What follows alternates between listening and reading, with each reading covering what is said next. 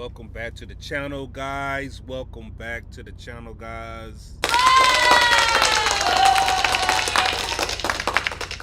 Could have been anywhere in the world, but you're here with me, and I do appreciate that. You know, while I'm driving, I get a chance to listen to different content creators, right? I get to listen to red pill, blue pill, men and women give their perspective on things, on their experience in life. And every now and then I'll get something that comes across my Bluetooth, and I'm like, hold up. This right here is worth a conversation, man. And I have 3 different videos from 3 different women who share a very interesting scenario in the paradox, right? Like, one is considered pretty, one would be in the middle, and then one would be a little challenged, right? However, their life experiences in real life are kind of flipped. And then what they're getting online is totally opposite. So I'm like, okay, this right here is really worth exploring. Let's check this out, because it's interesting just to hear this paradox that these women really have built up. Like, man, one is a Mississippi 10, okay? If you were to take her to Mississippi, she would have absolutely no problem doing anything with anybody, okay? And maybe all 3 will be like that too, you know? But in real life, they are having 3 different experiences on 3 different beauty scales, okay? But we're going to go ahead and check out each person, each woman, one by one, see their videos, do a comparison, do an analysis, and then y'all let me know what y'all think, man.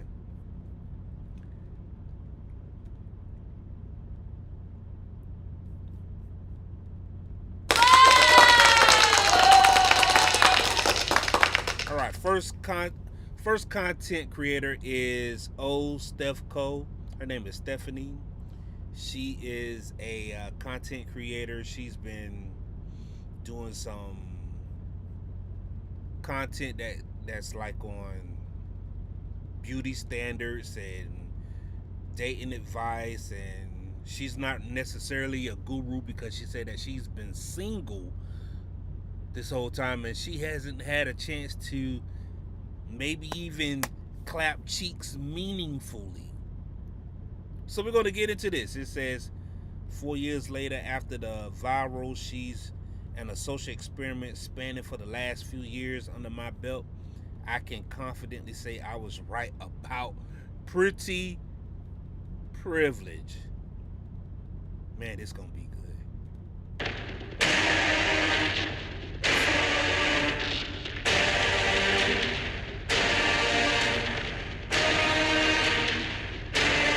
I'm in a completely different place now. I'm comfortable in my skin, and there's an exuberance and joy attached to occupying the world in this body with this face. Also, as a 41-year-old woman, a conversation about pretty privilege seems kind of childish. But nevertheless, I was right about pretty privilege. I do not have... And I have the speed up so we can kind of get through. I have it at 1 1/4.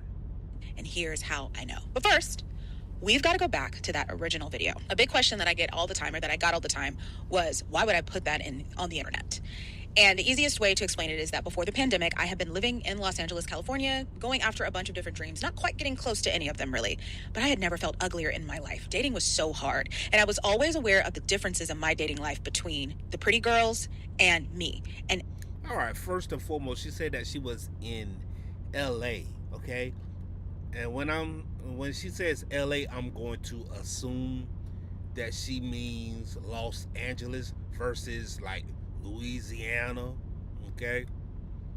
So if you're out there in Los Angeles, you got the pretty weather, you got the pretty beaches, you have pretty aesthetics, you have Hollywood, you have models.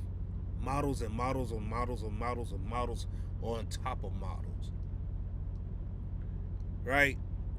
Women actresses. You have women who aspire to be famous off of their looks, not off of their brain and not off of their hard work, but they're trying to be famous off of their looks, and they don't just come from Macon, Georgia. They're not just coming from Omaha, Nebraska. They're coming from Russia. They're coming from China. They're coming from Spain, Italy. You're not just dealing with American girls, you're dealing with international. Point number one. LA did not make that divide any easier. Also, my biological clock was ticking, and then we went into the pandemic, and I was terrified I would not meet someone in time. And the question in my mind was always. And she's not a bad looking girl. You know, she's not a bad looking chick, man. She looks, nice and average.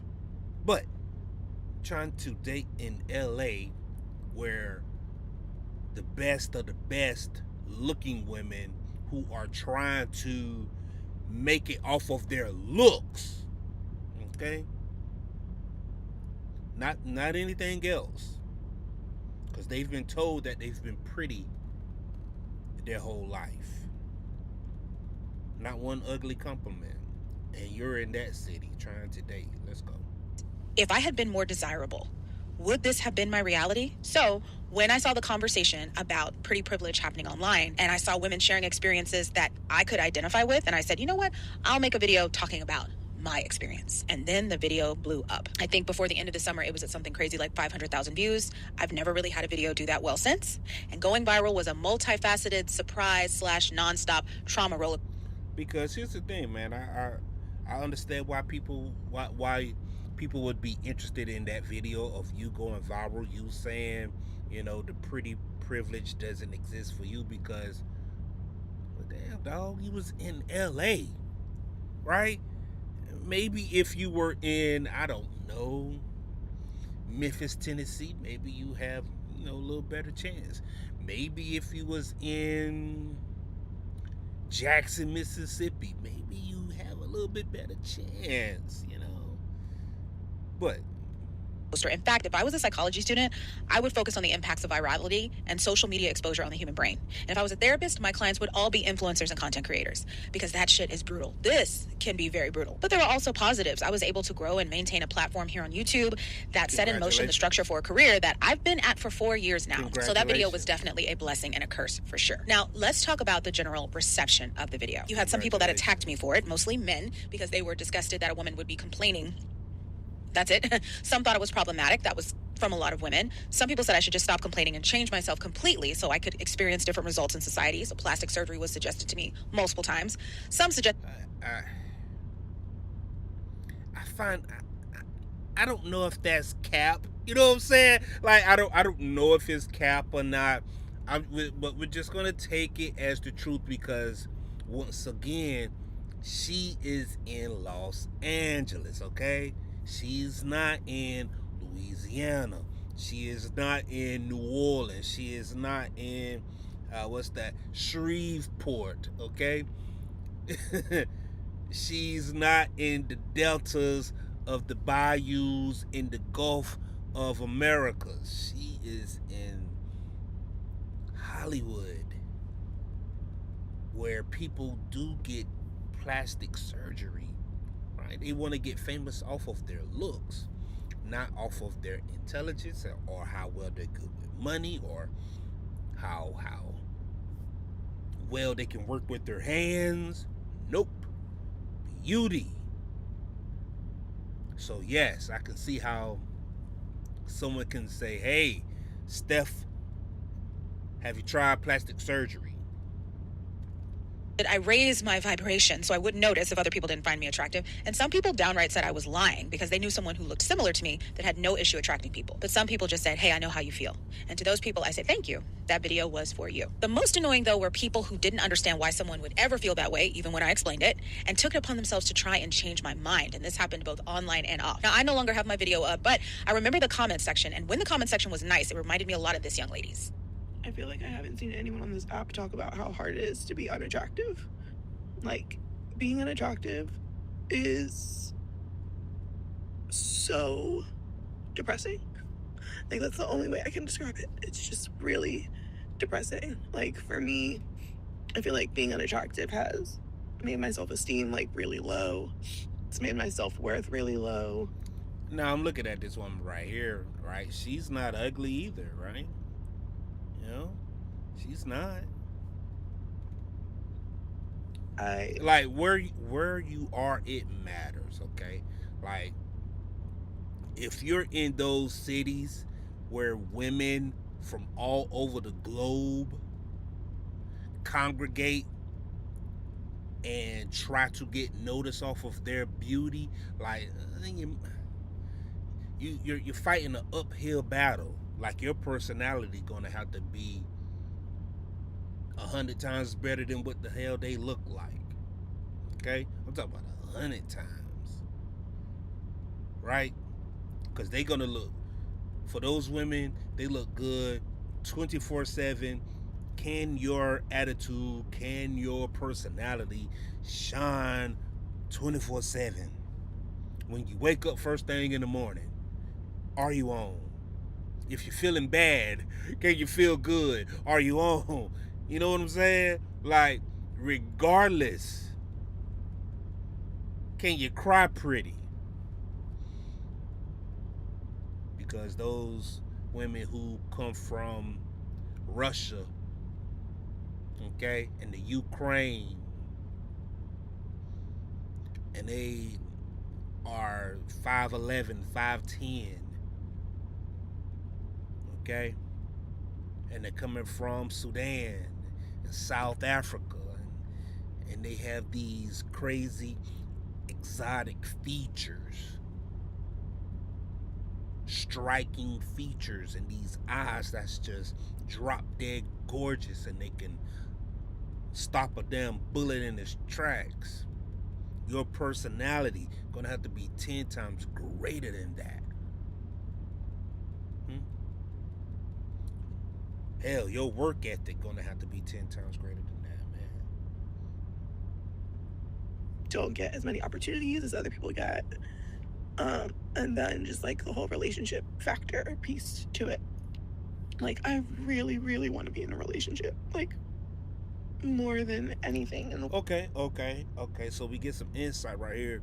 She does say that she want to be in a relationship. So that's the first time that I hear that. That's the one thing that's been missing from my life for a really long time. And I just feel like it's never going to happen for me. One, because of where I live, but two, because I'm not like conventionally pretty. My body is not tea. Like, I just feel like I don't look good.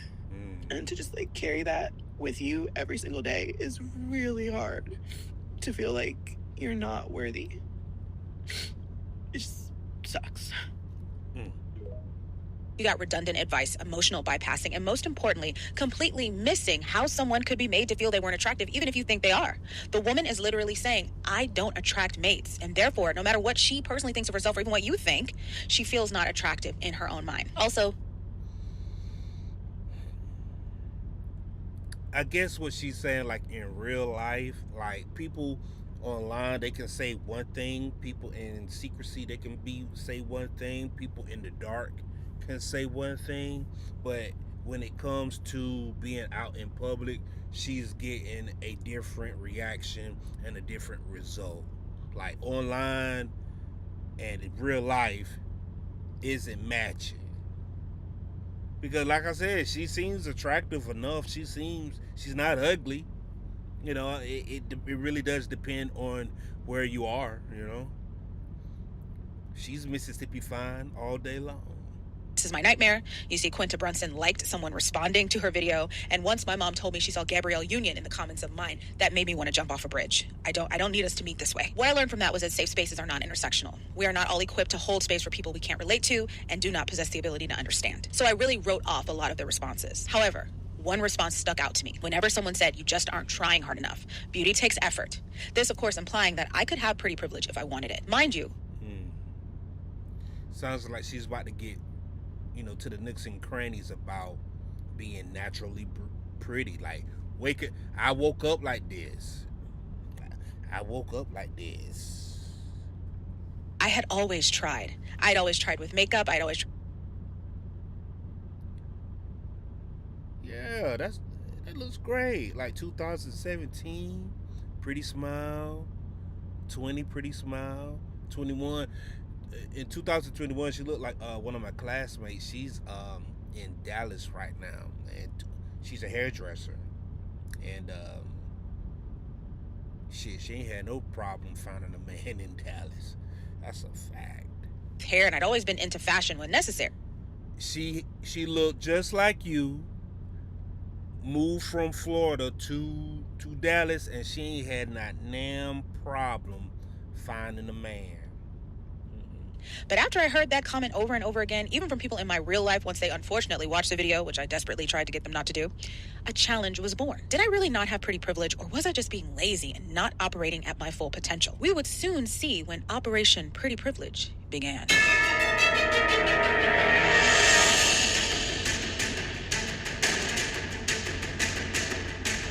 This experiment ran between the years of 2021 and 2023, with consistent reinforcement happening in the years that followed. For the sake of this experiment, I would define pretty privilege as a woman's ability to secure resources and opportunity based on her physical appearance alone. Pretty privilege. Ability to secure resources and opportunity on her appearance alone. Key element of this privilege was that she secured these commodities from, but not limited to, romantic partners or benefactors, specifically men, because I am a heterosexual woman. It's important to note again before we continue, I do think I'm a beautiful woman. I think it's evident in the photos I take and the way I show up for myself, both in public and in private. Also, again, the photos. Yep, she's not fat, she's not out of shape. Look, I'm looking at her arms. Her arms look legit, right? Like, she's straight. Shout out to her, man.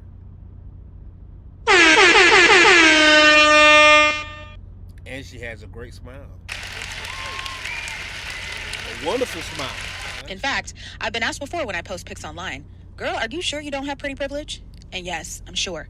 Because being photogenic does not translate into, in real life, having an effect on the behaviors of potential benefactors. And it has never once opened the door for the procurement of resources or opportunity in exchange for my presence. So being photogenic, getting those angles right, having a nice filter on your photo doesn't translate to what happens in the real world. Okay.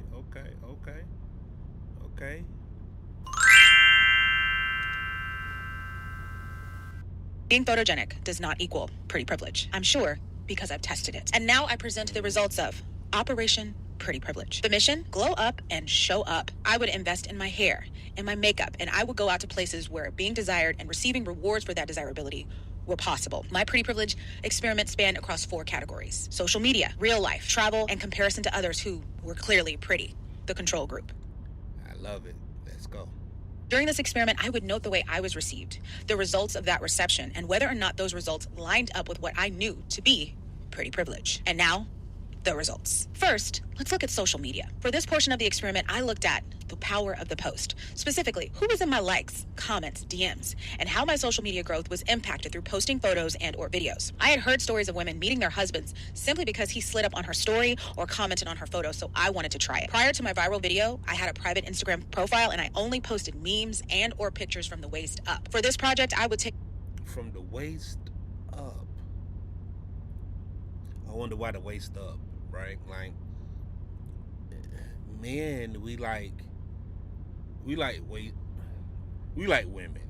but we want to see the full you if we can. If we can, we want to see what you're working with from the full body. You know what I'm saying? Thighs and knees and all. Head, the shoulders, knees and toes. Knees and toes. Inspiration from the Instagram models and influencers I had been subconsciously studying for years. I would make sure I had plans. And each time I had plans, I would say, hey, can someone take my picture? On my Instagram, you have different poses, different looks, different types of outfits. You have bathing suit pictures. You have pictures of me in tight leather pants.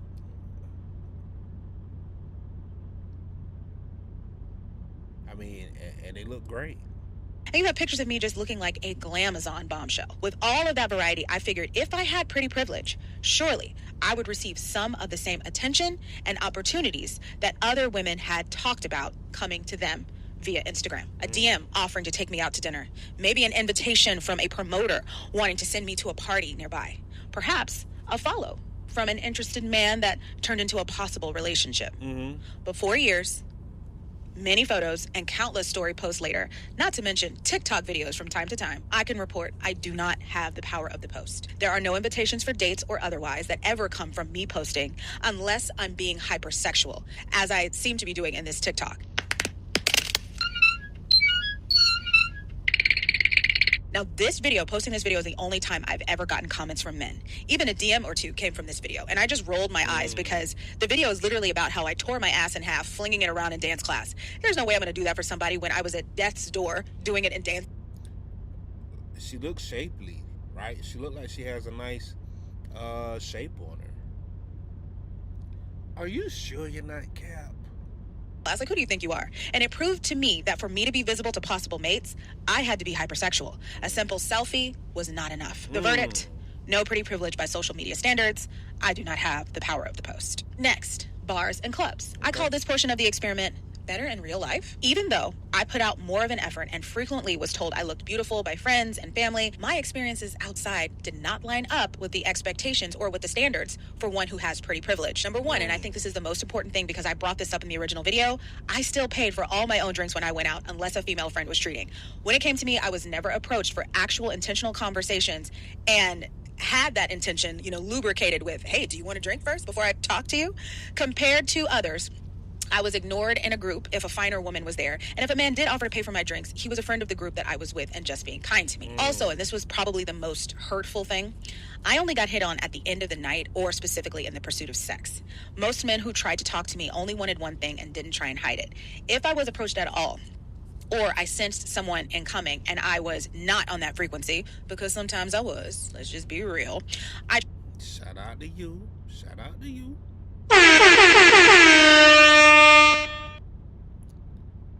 To change my responses. I tried to police our conversation so that they wouldn't think I was just that type of girl or woman, but they still only saw me one way. The box theory, where men meet you and they immediately put you in a box, is real. There were some exceptions to this. I was asked on 3 dates total from 2020 to 2023 after meeting someone outside. 3 days for 3 years. But once again, this is LA. This is Los Angeles. So we got to keep that frame of reference. We got to keep that point. Like, yo, you're not in Detroit, Michigan. Okay, you're not in Detroit. Shut out to Detroit. You're not in Gary, Indiana. Shout out to Gary, Indiana. Nashville. Jacksonville, Florida. Tallahassee, Florida. Columbia, South Carolina. Raleigh, North Carolina. I'm going through the rundown, man. Like, yo, there are certain, like Kevin Samuels used to, talk to women, and when they call in, and he would ask them where they're at, where they're from, and these women, they're trying to meet potential men, right? And he would say, well, you will probably need to put yourself in position to meet a certain type of man. I wonder how many women think like that, right? Now, how many pretty women think like that? How many movie star women look like that or think like that, right? I'm going to LA. Okay. Declined one because one man stood like a grandmother, and he couldn't follow me in conversation, and so it was just like incompatibility. And another threatened to impregnate me immediately with twins who had vitiligo. And a third claimed he was a singer and only gave me his stage name. I looked him up. I found no music. So that was all for the date invites, and that's over like a 3-year period of time. So Operation Better in Real Life, also a fail. Next up, I looked at traveling, or as I like to call it, Operation Maybe I'm Better Somewhere Else. So with this, I was looking to see how I would be received in different cities, and it was disappointing. When I was approached, I was propositioned for sex, and crudely so. Also, I found out that if I'm traveling in a group of people and men can choose between me and others, I'm chosen last or completely What cities did you travel to? That's what I would like to know. left out. And there was a situation that happened in Miami Beach. 2 situations. Miami.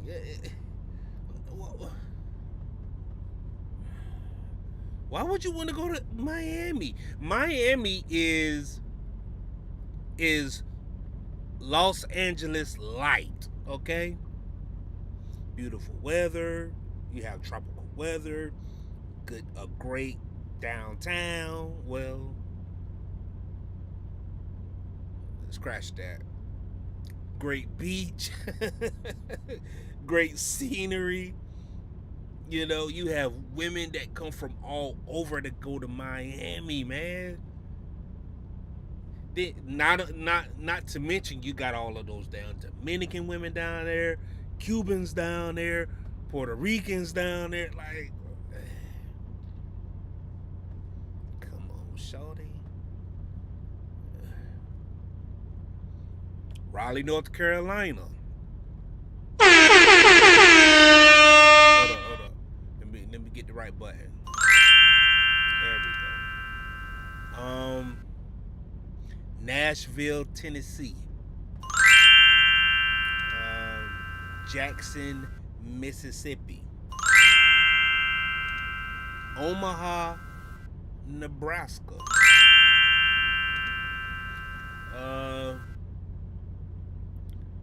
Dallas, Texas.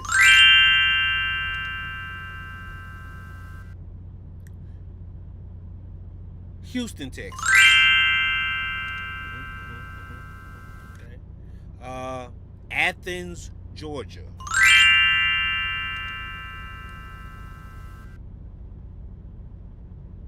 Ocala, Florida. Right, you have options other than those cities that are internationally known cities, because you're dealing with the international tip top of all women in those cities that you have to compete with. Talking about you're going somewhere looking for men, it's almost like you're sabotaging yourself. You're setting yourself up for failure. But most specifically, when I went to Miami a couple years ago, I was out on the beach and there was a man passing out flyers for Live nightclub. And I'd heard about this for years.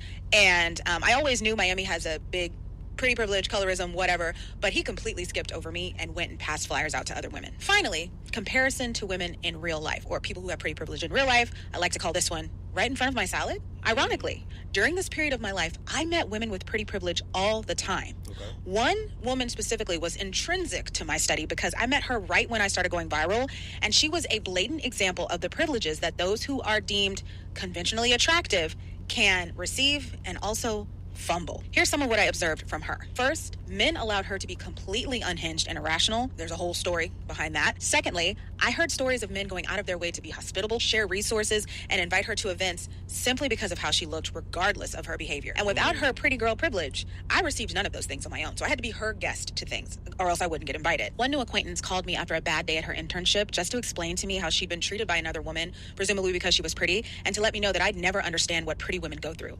We had an okay conversation, but I could tell there was a lot of resentment there. And I also saw pretty women come to town and immediately end up on dates and in relationships. They didn't have to prove their worth. It It took them an average of 1 outing to secure a romantic invitation. Like I said, 3 years, I only... Man, you know what would have been solid if we could get some videos, some photos of these people, just so we can kind of get a visual of what it is that you're talking about, right? I believe your story, but then we're talking about LA, Los Angeles, man, Hollywood, okay? Where you hanging out, and I guarantee you wasn't hanging out on Crenshaw, because you didn't say Crenshaw. You wasn't in Compton. You wasn't in the Watts. You wasn't in Oakland, not Oakland, because that's in the Bay. What else?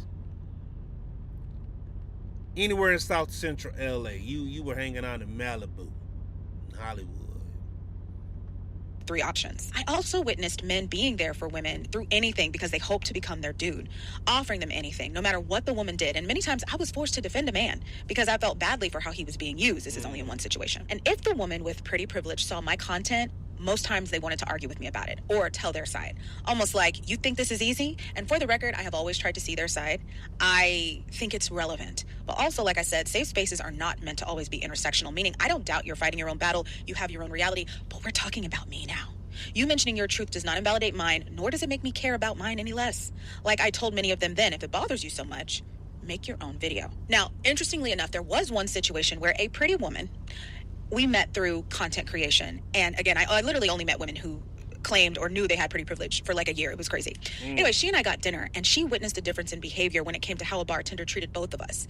And she told me, now I understand what you mean. I didn't believe you at first because I thought you were all right looking, like you're a pretty girl. But I can see that there's a difference in how we're being treated. And I understand you now.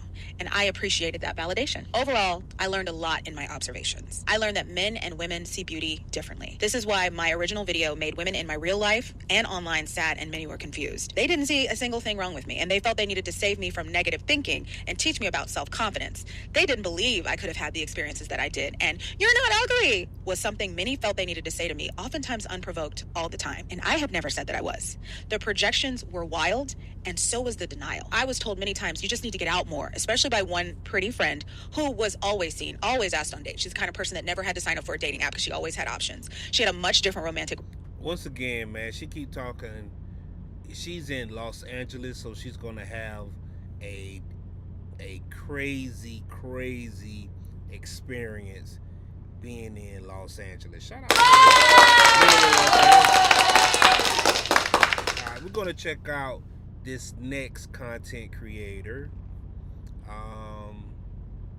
Let's go ahead and go with Coco. Coco's Journey. Now, Coco's Journey, she is a content creator. She's a truck driver.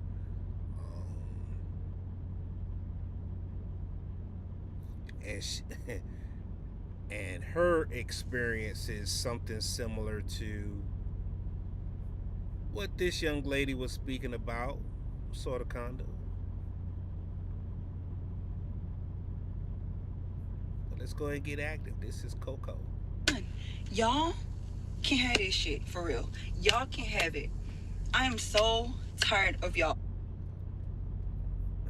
Now look at Coco. Coco talking about she is sick of y'all.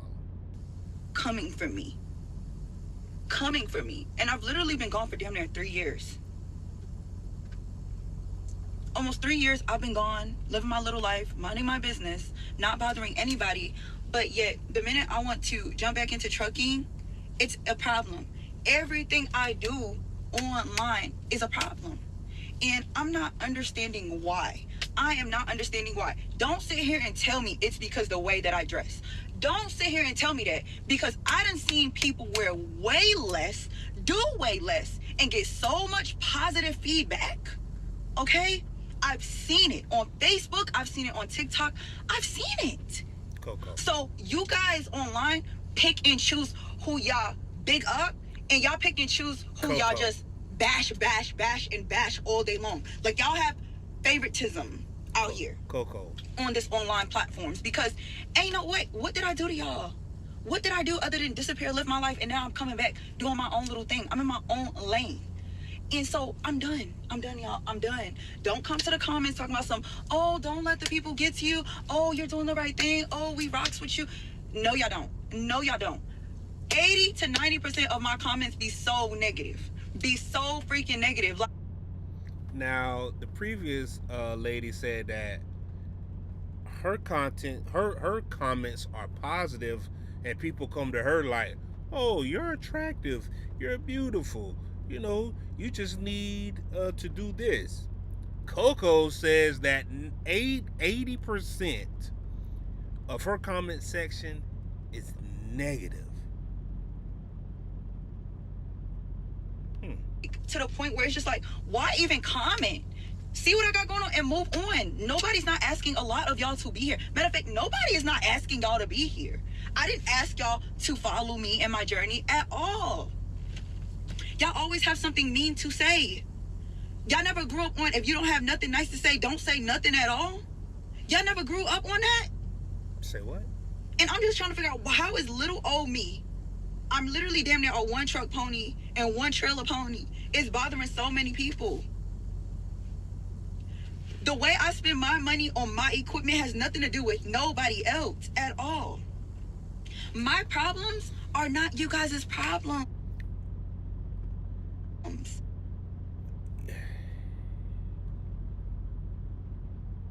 It's interesting how a woman like this can talk the way that she's talking, right? Versus the way that the previous woman was just talking. Like she's having a negative experience with her comment section, right? People attacking her. And what the previous young lady was saying, that okay, the theory is there should be some level of pretty privilege going on here. I mean, y'all don't have to worry about me. It's literally a journey. A journey is not always positive, y'all. Like, the internet is literally fake, and there's a lot of people that sit behind these cameras, and y'all pop a lot of stuff. But when y'all see me out here in real life, it's, oh my God, can I get your autograph? Oh my God, can I get a picture with you, Coco? Oh my God, I've been following you since the very beginning. I'm starting to think a lot of y'all that be coming up to me, it be y'all that really be on these YouTube comments, on my Facebook, on my Instagram, really like just bashing me. That's all y'all do constantly. And that's a wild assessment, but we're gonna let it rock. So the same people who are negative to her online, when they see her in person, they want to be nice to her. I mean, I can see why. I'm just tired of it. I'm literally tired of it. I don't have to show my journey. I really don't, but I choose to. Good. Thank you. Just because people have an opinion, they don't have to be so freaking harsh. Like, why is it normal? Oh, well, you're sharing your journey so I can have my opinion on you. Y'all don't know me. Y'all don't know me in real life, and y'all don't know me at all, really. Y'all don't. Y'all don't. Y'all swear y'all know me, and y'all don't. Y'all do not know me at. And to be fair, like this truck that she's in, she paid for this truck cash money. Like, Coco, she a bad motherfucker, dog. Let me give her.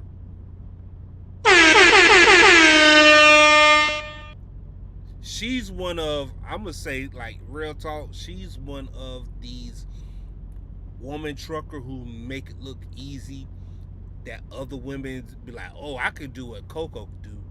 No, you can't. No, you can't. No, you can't. Like, yo, like, what she got ain't what you got. What she's running on ain't what you running on, you know? Oh, half of y'all never even met me. So I don't get why so many people have an opinion. Because what is your bank account like? What does your underwear smell like? What did you eat last night? Like, they Talk can that like talk. play with me. Seriously. The other day, I had a mechanic come to my truck. He had pulled up. Literally, he pulled up and he was just sitting across from me in front of the dealership. So I was like, come here, whatever. I had just, got out the shower from the truck stop. Do you know this man grabbed my hand? He don't even speak no English. And he literally, like, grabbed my hand and tried to kiss it. And I'm just like, what the fuck? Like, people just be doing too much. And me, I like to stay in my lane. I wonder how many other women experience things like that, like a man try to kiss their hand like a stranger. Even though, that's a gesture of supposed to be a gentleman, but the lady has to accept that gesture too. But I just wonder how many other women, damn, old girl don't get that. She was like, "Don't nobody kiss my hand." I'm low key. I don't bother anybody. I'm not bothering anybody anymore. I got people that's been in my life said I'm a burden to them. They can't stand me. They hate me. I should go unalive. All of this stuff. Like, y'all don't understand what people on social media go through behind the scenes. Y'all have no clue. And then when it's, oh, rest in peace, Coco, then it's like, oh my God, we really rocked with her. Da-da-da. No, like, no. I'm about to be done with this online stuff. Like, it just brings too much of a headache. Like, it just brings, y'all don't understand. Every comment comes to my phone. Every comment that y'all comment comes to my phone pretty much. And y'all try to just bash me all day long. And it's like, whose life is perfect? Whose life is perfect? I never said I had any of this stuff figured out. I figure it out as I go. Well, you should have did your homework on this and you should have did your homework on that. Are you serious? Are you kidding me? Like, I just have to breathe. I have to fucking breathe. Like, I have to breathe because I hate it. I hate it. I hate it. I always said this. Coco is the goat of this shit. Let me tell you something. Yo, I wonder. She's a Mississippi 10 for sure. Okay. But I wonder if she was to try her hand at, Los Angeles, how would she fare, I wonder. You know what I mean? Because she got the model aesthetic, She got the model aesthetic. Internet stuff was a blessing and a curse. But overall, it's literally just becoming a freaking curse. Like, just straight up. If I'm just being honest, if I'm just being real, this thing is becoming a freaking curse. Everybody and their mama, daddy, sister, cousin, brother, auntie, grandpa.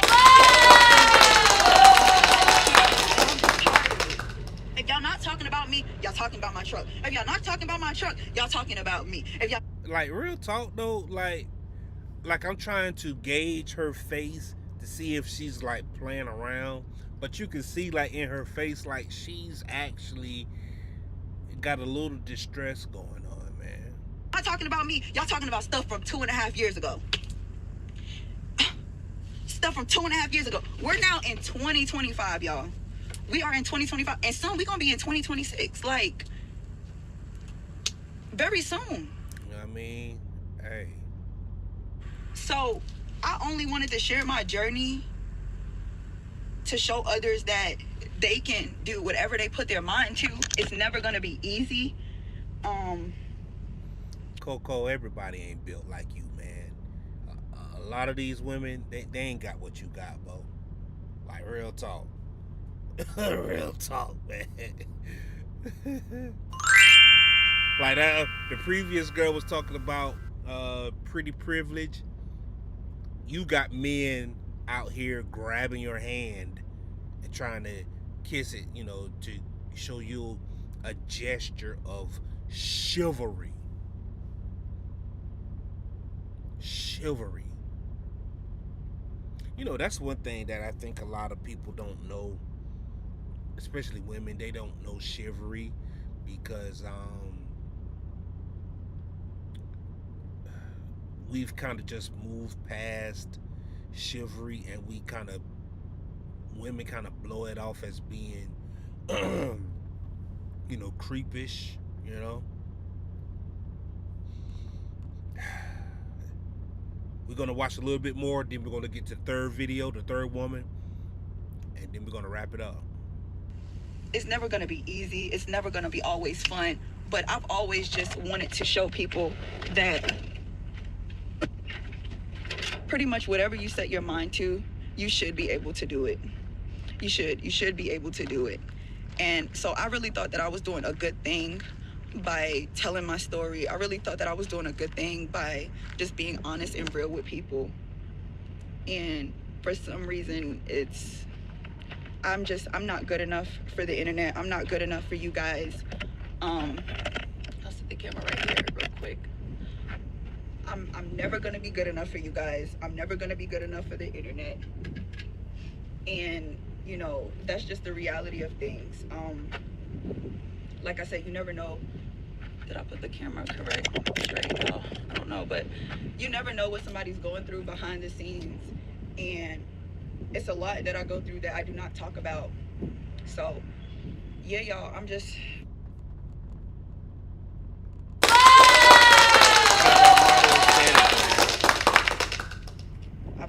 I've had it up to here now with everything. Like I said, I thought sharing my journey would be a great experience, but instead, it's just hate comments, hate messages. I wonder if women are their own worst enemy, right? Or are they setting a trap? I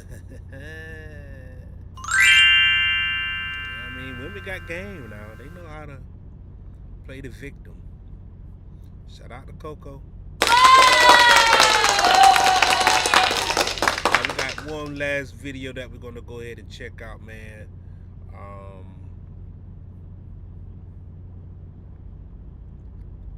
And I think this one is the most interesting of the three, because some of the stuff that she revealed I can relate to, and then at the same time,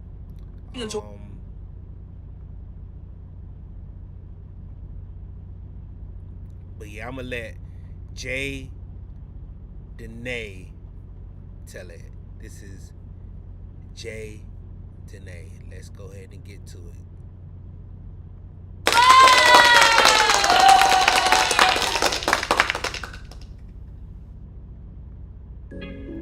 What's up, y'all? It's Jay Danae here.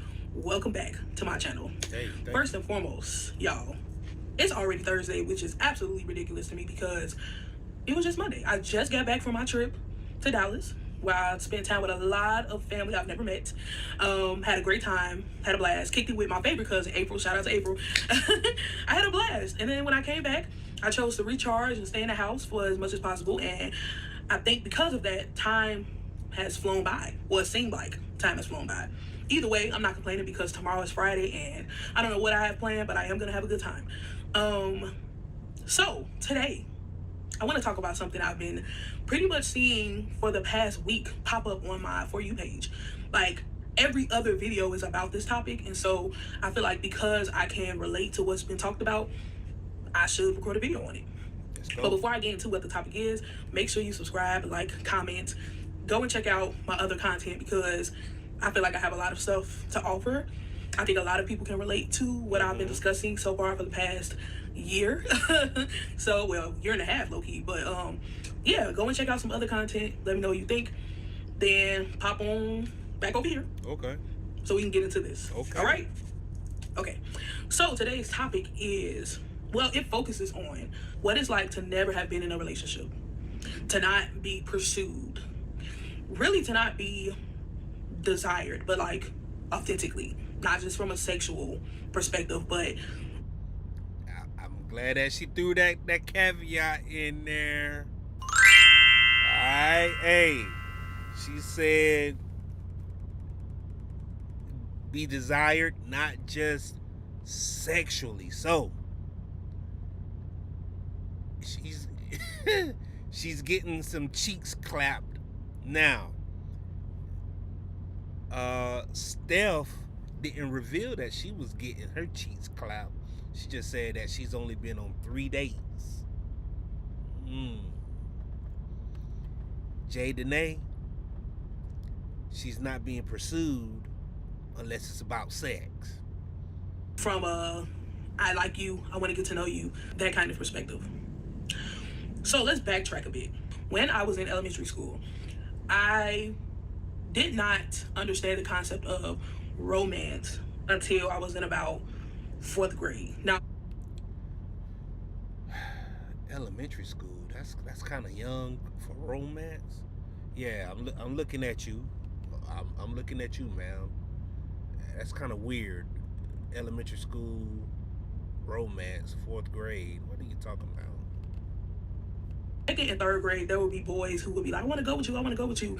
Didn't really understand that. Didn't really care for real because, I don't know, I was a kid. So I wanted to play. I wanted to, get A's and B's. I wanted to make my parents proud, right? But by 4th grade, I started to really, I don't know, my eyes started to catch some things. Like I started to see boys as cute, and I wanted to experience like having a little boyfriend. I was 9, but I wanted to experience that because at that point, a lot of my friends were going with boys. You got your mind in the wrong damn place. 9 years old with a boyfriend. Where your daddy at? Cut your ass. So I would see them off to the side, talking, giggling, passing each other notes, spending time together on the weekends, like, just on the porch. Elementary kids spending time on the porch. Like, or their parents chaperoning a movie date or taking them to House of Kicks. If you're from Chicago, then you know. But a lot of the things I just... Shout out to Chicago. Let's go. So, Steph, maybe add Chicago to the list. It just looked fun. But I wasn't able to experience that because at that point, boys were just always like commenting on my, I don't know, my negative features or the features that they felt were negative. So my weight, my complexion, my hair, and all that stuff. So I got a lot of backlash from boys, even the ones who claimed to have desired me. Like they would talk about me in front of everybody else, but then would secretly try to pursue me.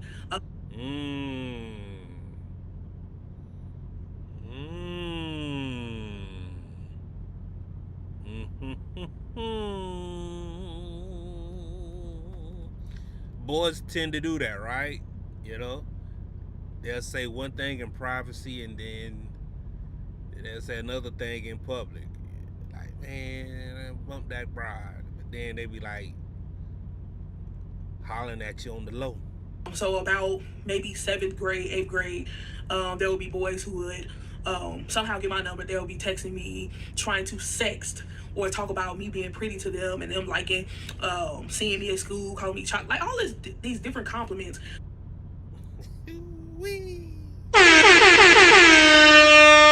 This is amazing stuff, man. So the boys, they get her phone number, text her all type of good compliments to big her up. She's being pursued behind the scenes. But once we got in front of our peers, I was the fat black girl again, or all the other like common insults that people would throw to little dark-skinned girls, like the usual. So because I preferred the compliments, I would start to thirst for them. I would start to thirst for affirmation, which to me felt like some kind of connection. Even if in the next moment I would receive an insult or something negative, I would still yearn for the affirmation that came along with the compliments and the, I guess, lustful desire. Even that's interesting, right?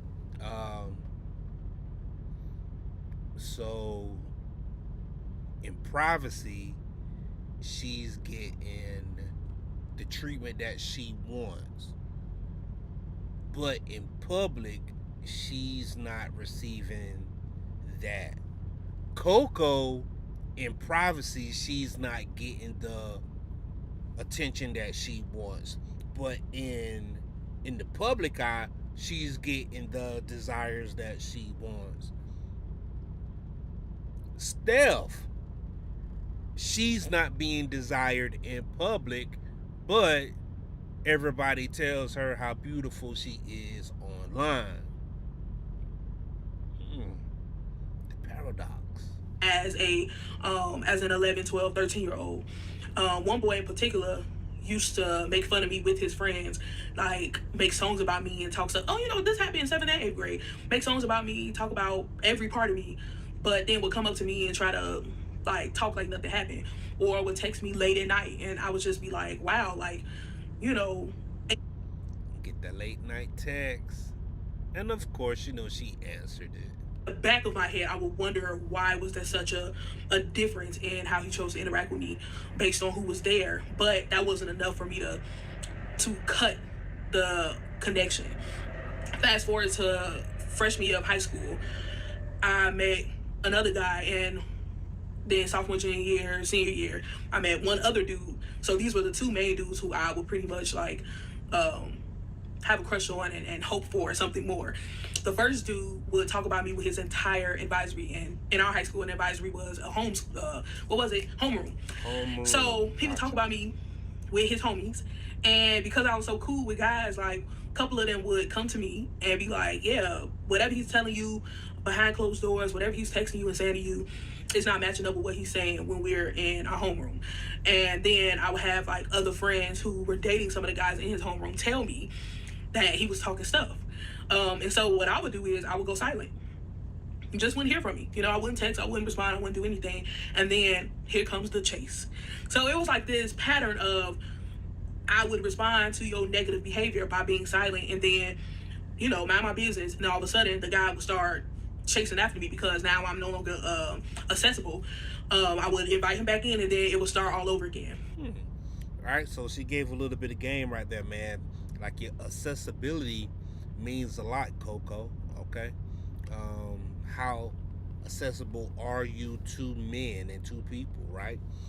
You put a little distance in between you and somebody, or you and the people, or you and the people online, they will start to yearn for you. Okay. Same thing with the guy from sophomore to senior year. Like, he would be all in my face when other people weren't watching. I'm telling you, like touching me while he's walking past, texting me, grabbing your hand, hey, like crazy things, like feeling on me in class, like all types of stuff, but would never date me. He would never date me. He started to date another girl who he claimed he didn't even think was pretty, but because his homies felt she was bad, he kept entertaining her, but would secretly be talking to me, calling me on the phone, talking to me about his family, his problems, his stress, like everything. We would go to lunch together, like it would be a lot, but not enough for him to commit to an actual relationship. Fast forward to college, wasn't really interested in anybody in college except for one guy, but it wasn't like anything. And I pretty much was like, my head was in the books all the way until like maybe 2019, 2020 was when I started to come back up for air again. Okay. And then I met even more guys who would play this game. They love to play the game of, if I was ready for a relationship, I would date you. And then the next person they would date wouldn't be me. It would be somebody else. And so you can imagine the battle. She said there's even more guys playing the game. Even more guys. So she had a little rotation in high school, got to college, chill out, then she graduated from high school, and she doubled up, even tripled up. Self-esteem wise, you can imagine how much I wrestled with my self-worth, because seeing so many of my friends and family members, peers, date, experience romance, like experience young love, of course I would want that. Of course I would want that kind of connection. That's not a negative thing, no matter what age you are. However, to encounter so many guys who felt like I was worthy of just enough, but not enough for them to meet me halfway and commit. Just enough. Late night text, late night sexting, late night clapping of the cheeks. Maybe an occasional meet up at a hotel. That was a lie. That was a lie. But no And relationship. because the desire was so heavy, when I was in my early 20s, I settled a lot. I settled a lot for situationships, which weren't even really that, like, those weren't even fully situationships. They was just like, we would talk.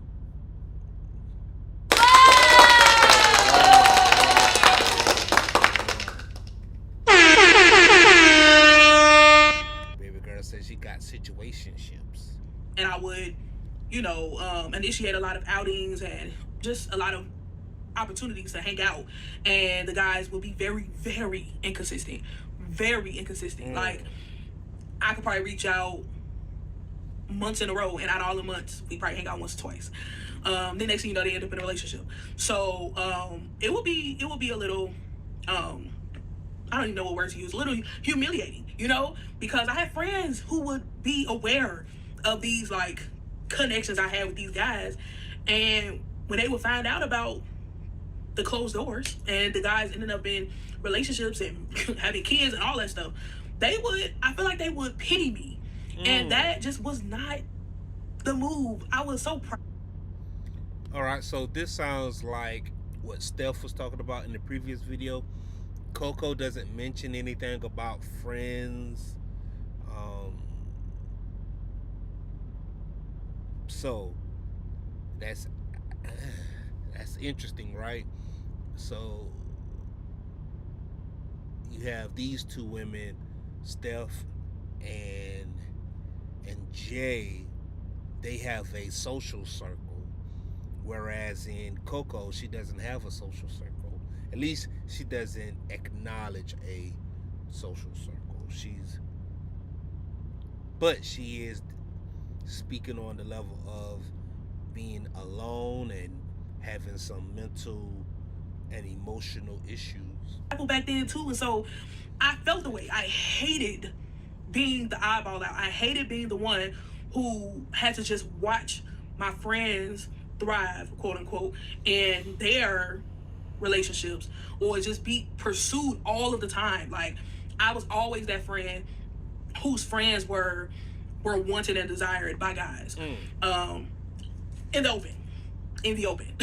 Because behind closed doors, like I said, my phone was booming. My phone was booming. I mean, blowing my phone to pieces.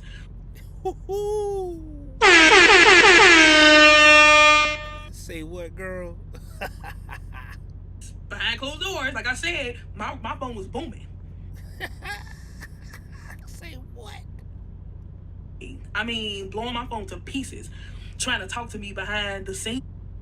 My friends thrive, quote unquote, in their relationships, I love this, or just man. be pursued all of the time. Like, I was always that friend whose friends were wanted and desired by guys. In the open. Because behind closed doors, like I said, my phone was booming. My phone was booming. I mean, blowing my phone to pieces, trying to talk to me behind the scenes.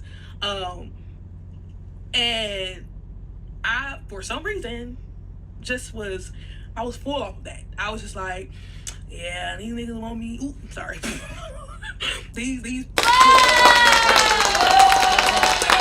can't have me, being proper talking stuff. But in real life, I was just like, you want me, but you're not putting any work behind it. But it's not like I was making that difficult for them. Like, I was super duper accessible, getting up and moving whenever these guys desired for me to be in their presence. Like, whenever they would be. So these were the two main. Come through.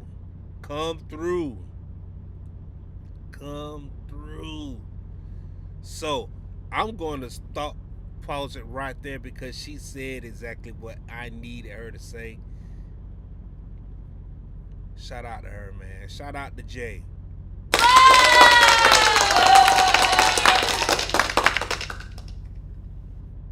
Alright. Yeah, man, we go. So that's the paradox of women that I've been exploring, man.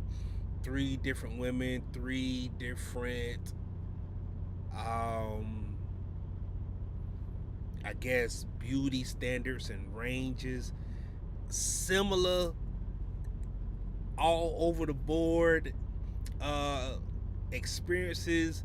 The ones who you think that would have like the good I guess interaction with men, or just good interaction online and in privacy, they're not. And the one that do, you're like, wow, that's interesting, or that's crazy, if you will. Yeah, I hope y'all enjoyed that. You know what I'm saying? Just exploring the paradox of women. Coco, shout out to you. Steph, shout out to you. Stephanie. And Jay Danae, shout out to you too, man. I appreciate the videos. Um, we're going to keep exploring the paradox of women and their lifestyle, and how this thing intertwines, and hopefully men can be better men and get better results at the end of the day, man. Until next time.